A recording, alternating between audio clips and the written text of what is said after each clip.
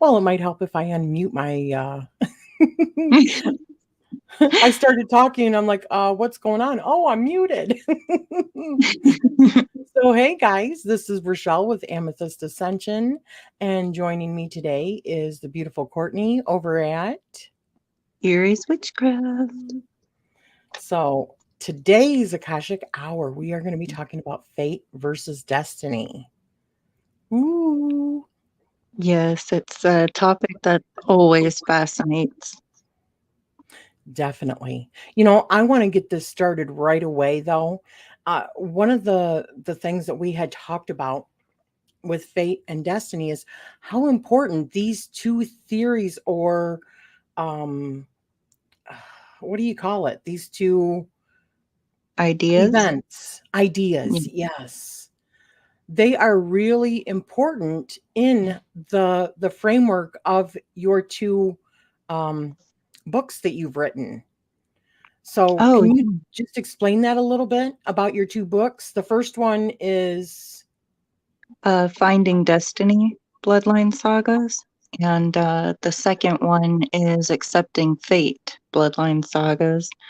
And those stories are heavily based upon the concepts of destiny and fate and why we're here. It explores the blueprints of life and possibly the underlining magical life too, um, that lives right below the surface of the human reality.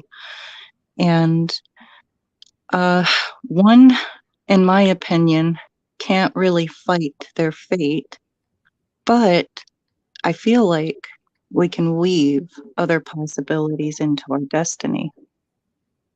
hmm, definitely interesting. Just so you guys know, we will be putting, once this completely uploads, I will be putting the links for both of the books. Please check them out. They were both incredible. And Courtney, you are working currently on a third and possibly fourth book right now, aren't you? Correct. Yes. Thank you. Yeah, it should be done by the beginning of the new year. And I'm interested to see where their fates continue to take the characters. Me too, definitely. So let's get this started with fate. So what do you what do you believe that, or which one do you think we should start with, fate or destiny? Well, I know a lot of people kind of tend to view them as the same thing, but I really think there's a difference. And maybe we should start with what destiny is, because I feel like your destiny leads to the roads of your fate. Okay. So what do you believe destiny is then? I believe that we're kind of predestined. Um, Destiny meaning events, like if you take the butterfly effect into consideration with this, destiny to me is a series of events that you choose under your free will um, to unfold as we go through our journey called life. And these events result in our fate, meaning the outcome of the events chosen through our destiny.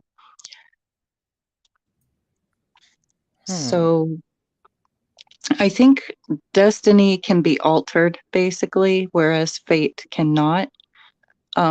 Personally, for me, where destiny holds more, a little bit more options as to how we want to get to our fates. And I also think we could be predestined for things as well. Absolutely. I came across this article, and it was about this topic, exactly about fate versus destiny. And let me just read to you really quick what it says about destiny, what destiny is, Okay. according to this person's idea and other people's idea of what this is. And it says, Destiny has much more positive connotations than fate.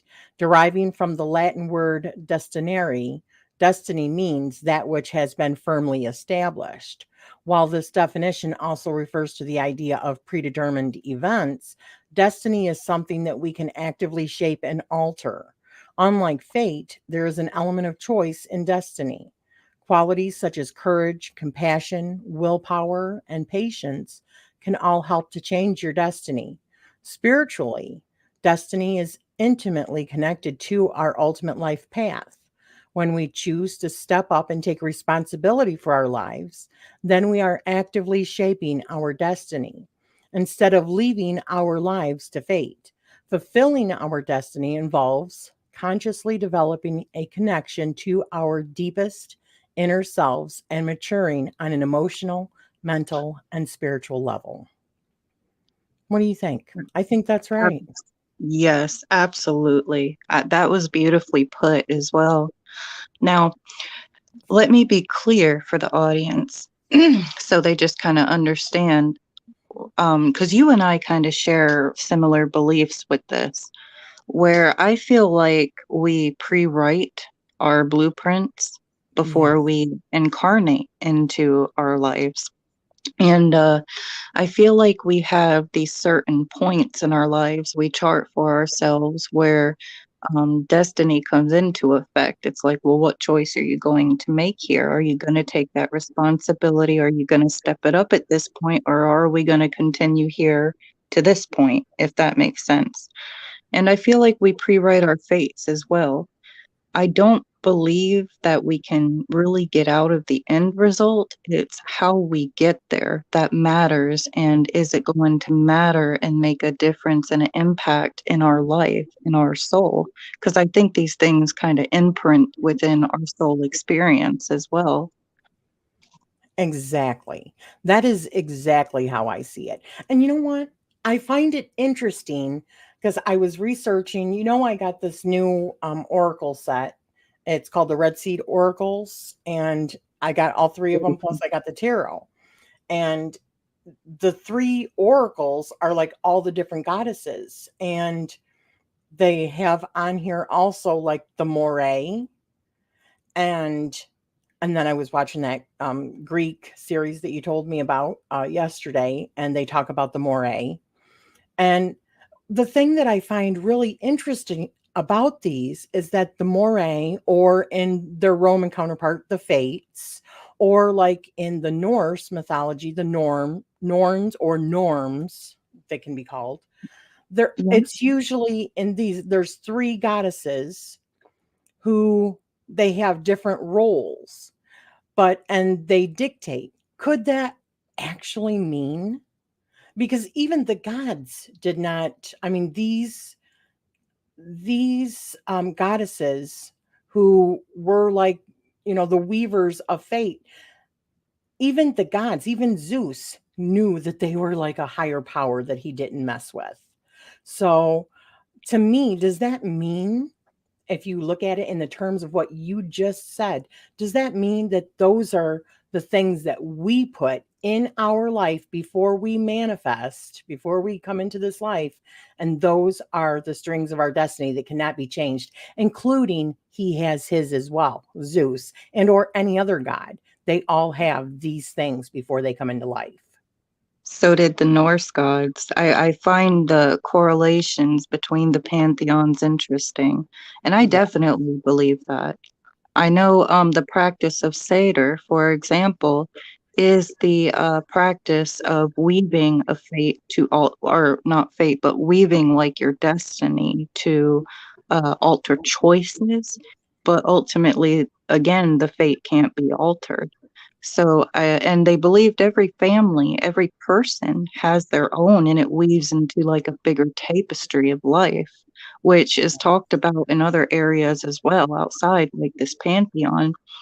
And I believe that could be possibly us, our higher selves, or maybe guides, like, because I feel like we pre-write it, and I feel like we have specific guides that are kind of helping us, like, hey, you said you were going to do this, so we need to stay on this track here. Like, I'm leaving this for you. Come on, we got to follow this. Exactly. And you know what? My question is, this just popped into my head on a bigger, longer, drawn out. I mean, because time is really of no essence, right? Maybe the Right. difference of fate is not necessarily just contributing to one lifetime. Because if you don't do what you're supposed to, because here's this thing that we have these paths. Destiny is where, in my opinion, the amount, like you said, of choices that we make and how that leads us to our fate. But I mean, essentially, if you're not completing what it is that your mission is supposed to be, and you create karma, which is cause and effect. I'm not talking about like, bad mojo or anything like that when I talk about karma. So cause and effect, if it doesn't end up the way that it was supposed to in this lifetime, it just means that you have to do it over. Is that fate? You're never getting out of your fate, period. Yes, absolutely. Because you take fate by like literal definition, and it pretty much means outward forces that are out of our hands to control. Even though, like we stated, I feel like our hands crafted these fates, and there's many Yeah. types. It ain't just like death, even though, yes, that is your overall fate of your life. There's many fates, like you said, with cause and effect. Fate would be the effect that was caused from the choices you made in your destiny. Right. I love it. I definitely Yeah. see them as different, but pertaining to the same concept. Exactly. Kind of like a web. You have your corners that are a little thicker with the knots that I look at as like the fates, and then the thinner strings in between is like your destiny. And I wanted to ask you something. What do you Okay. think about families and bloodlines and their like a generational destiny and fate? Do you think that it's possible, like our ancestors, if they don't complete theirs as well, that could somewhat influence our destinies? Absolutely. How do you know that we are not the exact same soul Right. completing that? We say our ancestor as if that is a time thing, but I guess it's also when you look at, this is the way I see it. I think that we have not just like one soul. Yeah, we've got one soul, but I believe that it can split off into many existences all simultaneously. That's like the multiverse. But even beyond the multiverse, I think that we can be in maybe even 10 different beings at the same time on the same in the same 3D, 4D, 5D, whatever. Who says that we have limitations of our soul in one life form per dimension? I don't think that. I believe we Oh, have several. I absolutely agree. I mean, and to carry that a little further, if the biggest illusion, I guess, is that we're separate from source, that we're separate from each other. And if we truly are source and there is no separation, that's just an illusion, then what you say is absolutely correct. And it makes sense to me. Me too. Mm. So you can't escape your fate, but how you arrive at your fate, I look at that almost like even like a tower moment. Okay. if Mm, if something is coming and it's coming and you keep getting signs for it and you ignore it and you don't do it, you're not growing, then I feel like it's the universe or it's time itself saying, okay, well, we got to get you back on track, so we're going to have to do this because this is a catalyst that we needed in order for you to change things and put you absolutely. on the track that you were supposed to be to begin with, but you're just bullheaded and you're just ignoring it. You don't want to change. Been there. Exactly. So Absolutely. I believe that, yeah, um, I really can't add too much more to that. You said it perfectly. And I think we get nudged by certain people. I mean, let's put it this way. Like when you're planning a trip, let's say, and let's say you want to go to this hotel, okay? But when you get there, it's all booked up. So do you have a plan B? Do you have a plan C? So are there detours that you plan for along the way? Could that be a certain person that if you don't like reach this certain like level in your path, then a certain person comes in. If that person doesn't do it and change that for you, then another person, plan C, comes in order to activate us. Oh, absolutely. And you know what? I feel like it'll get more intense too as it goes on. Yeah. Like the more you're not seeing it, because it's kind of like, you're going to take that high road of destiny, or are we going to be in the lower vibration of destiny? Like, how are we going to play this? Because we are the main characters of our story, right? And it's all these people that come in or things that come in to nudge us forward. Um, I feel like that'll get more intense, and kind of going, what the heck's going on? And they're really just trying to say the same thing ultimately is, hey, uh, dumbass over there. We Okay. tried to tell you, you know, and we're cursing the world for what's going on in that tower moment. And they're like, well, I mean, did you weren't listening? Like you weren't listening. It's like, how many times do I have to show you the same damn thing? Right? Right. I think it's hilarious because I mean, this is humanity in a nutshell, and it's funny. It kind of I, I'm sorry, I'm trying not to laugh so I can explain it, but take Adam and Eve, okay, in the Garden of Eden. I think I told you this, and God's like, you can have this whole world, you can have everything here, just don't touch this tree. And we're like, that tree over there? And it's like, bam, karma. You mean this one right here as you're like touching it? Right. I mean, that's me. I can see where I've done that so many times in life. I'd be stroking the leaves. I'm not touching the fruit. I'm not touching the fruit. It's just the leaves, maybe the twig here. Okay, I touched the fruit. You know that is how humans are. Humanity is like that.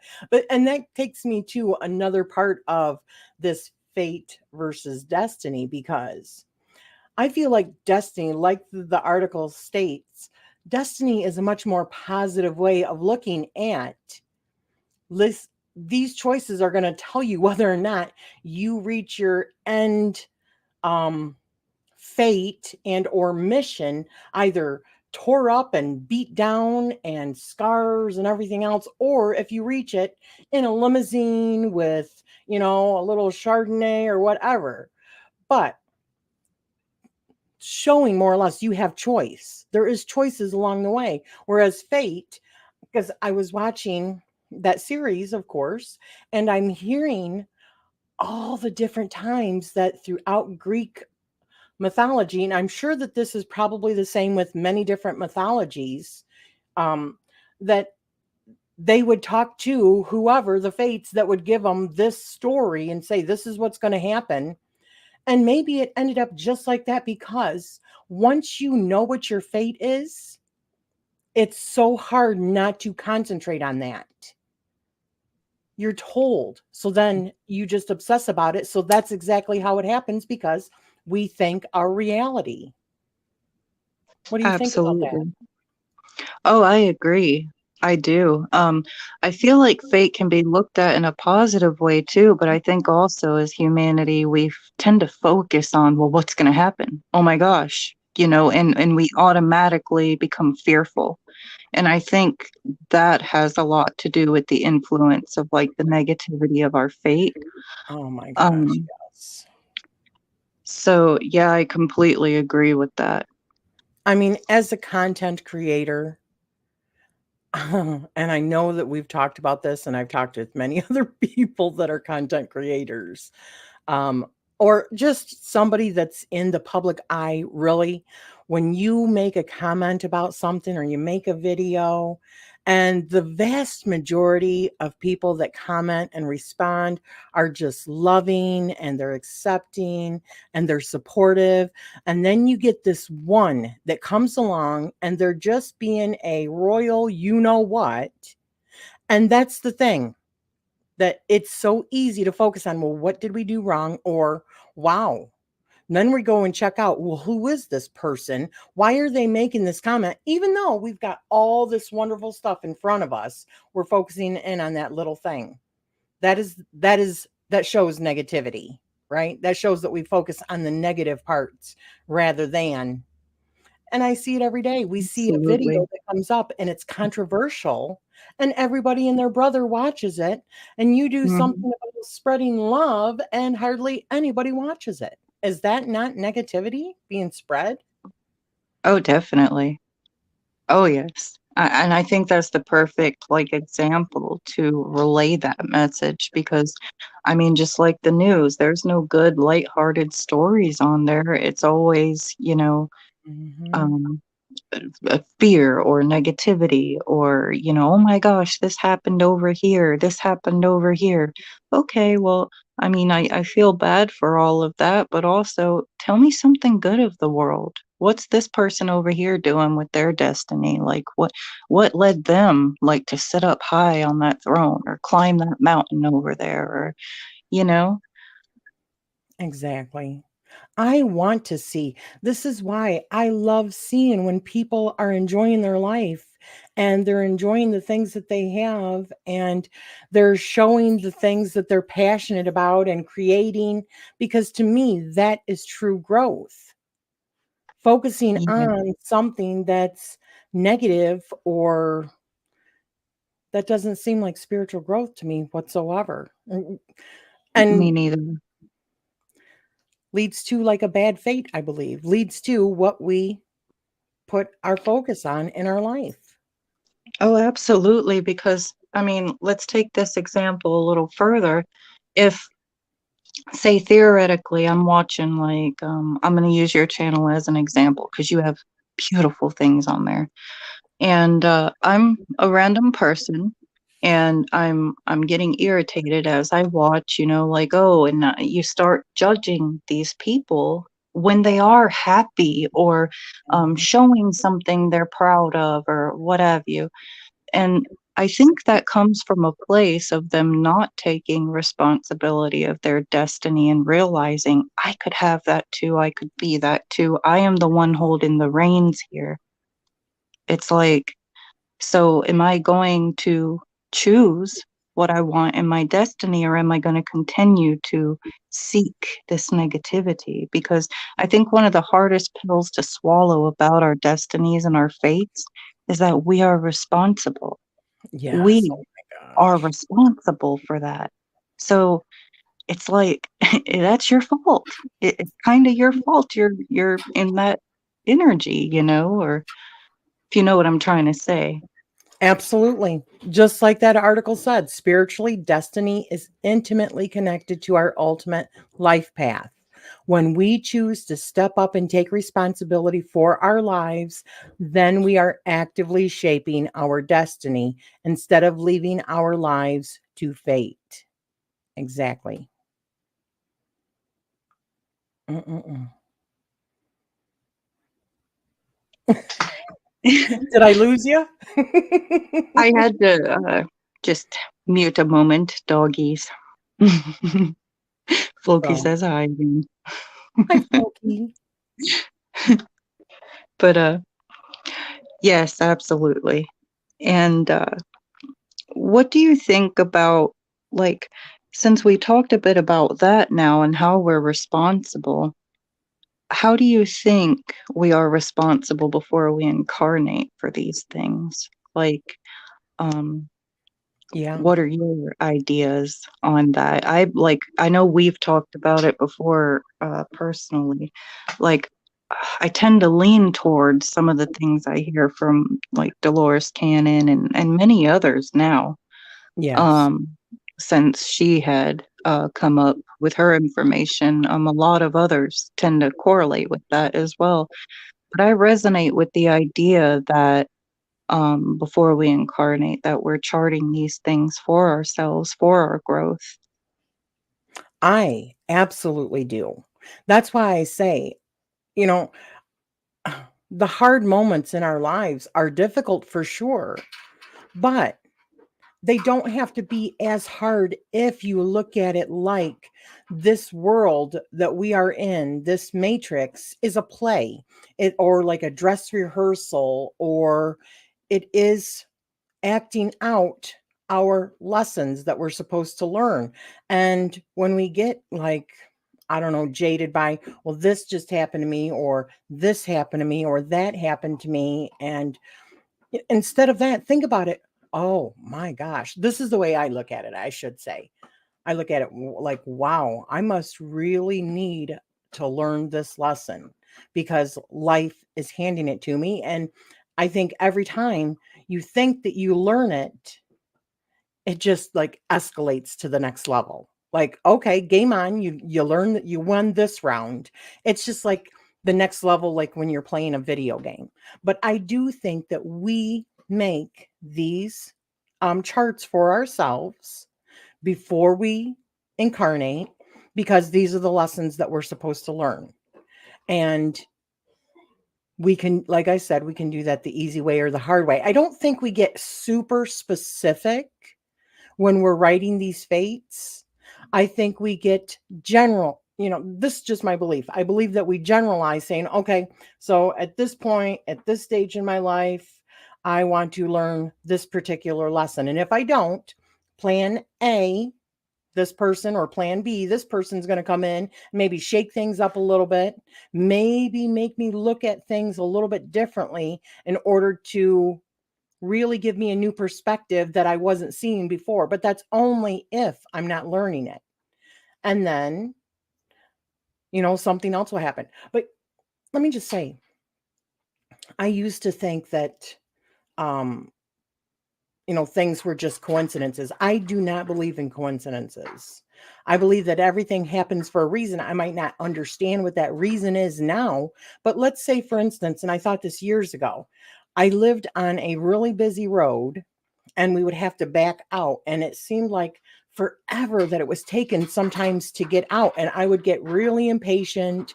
Or like for those people that have road rage when they're driving and they're like, come on, they're like hitting their buttons, they're hitting their horns and stuff like that and going, I'm sorry, you can hear my dog. They're hitting their horns because they're impatient. They got to be where they got to be. But what if the reason why that traffic is so slow and you're barely making it to the next step is because an accident is about to happen. And if you rush it, you're going to end up in that accident and it's going to stop things for you, or it's going to totally change your life. So just being patient, being mindful in the moment that you're in, because that is when we make our choices, is in the moment, being mindful about, wow, if it's really, maybe there's going to be an accident, maybe I just need to just chill myself and just wait for my moment in order to get out into traffic. Absolutely. I feel like that's why a lot of like occult knowledge says awareness. Like awareness is so important and is key. Also, awareness analyzing those situations and the lessons in our choices or our fates, the things that happen to us that seemingly feel outside our control. It's like, well, what did I learn from this? You know, back in ancient times, there were some cults that used to practice. I do believe even Mithras, I read somewhere, some of their cults practiced um, like torture methods in order to reach enlightenment. They felt like the soul would have to be put through a lot of pain in this reality in order to push their ascension. Now, I don't know if I believe that is literal. I think it's Oh, symbolic for oh, the thing. no, I think you're onto something right there. I do think that that was the case because even though I'm reading right now, about the Eleusinian mysteries because of this deck that I just got. And Hmm. this was something that was done for over 2,000 years that they would follow beginning like in September 20th or 24th, or right around right now is when it would begin, and it would go for like 9 or 11 days, something like that. And the people would be called, I can't, the Mistai. And the Mistai were the people that were the initiates, and they would follow even to the point of where the life and death experiencing this, so that when they came out of it, they no longer feared death. That was the whole point of going through this. And initiates of like mystery schools and stuff like that, they would be put like through gauntlets and stuff in order to make it to the other side, in order to be able to do what they did. So I think that is very much a very literal thing. They would torture them in order to bring out either abilities. I mean, we even see it in our movies now. Like, look at Oh, damn. the X-Men. They get I their believe, abilities from that. right. And I meant like just with this story specifically, I do agree with you and believe that others definitely, like just like you were talking about the Egyptian one, where they had to go through like the crocodiles and stuff. Um, it kind of reminds me of that. I bring it up because often people will be like, well, why would I chart my own fate or destiny to go through this, that, or the other? And it's like, right there, right there. Analyze that. Um, maybe, and I'm not saying like everyone has to believe like what we're saying or what we're talking about. But for me, I'm like, because I get in those emotions too at times, and I'm like, why did I go through this? Like, this is ridiculous. It's bullcrap. But then I like to stop myself and analyze that and say, well, what did I learn and how did it make me better for me, not for the situation or anybody else? How could I take the high road and get to a better position than I was at that time? And what did I learn from this? And like the awareness, like you said, I kind of think that's a key factor in our destinies and fates. Oh my goodness, yes. And it's sometimes it's like being knocked upside the head. But for the bad things. But you know what? Also for the good things, like you said, because let me tell you about a situation that happened. And I'm sorry, the lawn guy just arrived, and my dogs, you know how that goes. This is real life, people. But so the first time I went into a beat store, I was taken by a friend, and I swear it was like I was spiritually hit over the head in a good way. Like I was overwhelmed. I seen all of these crystals and all of these gemstones, and they were just like calling to me like nothing I had ever felt before. And it wasn't long after that that I started creating jewelry, and then it escalated into bead woven jewelry, and it was a major major part of my life. I mean, I ate, and i I like breathed, I slept and dreamed about different designs. It just, so that was a moment in my fate that was for a good thing. You know what I mean? A moment that I was struck by, okay, I need to do this next. Absolutely. I love that because you brought up my books, and it was the same for me with that. And I can think of many other examples too, but using them, it's like I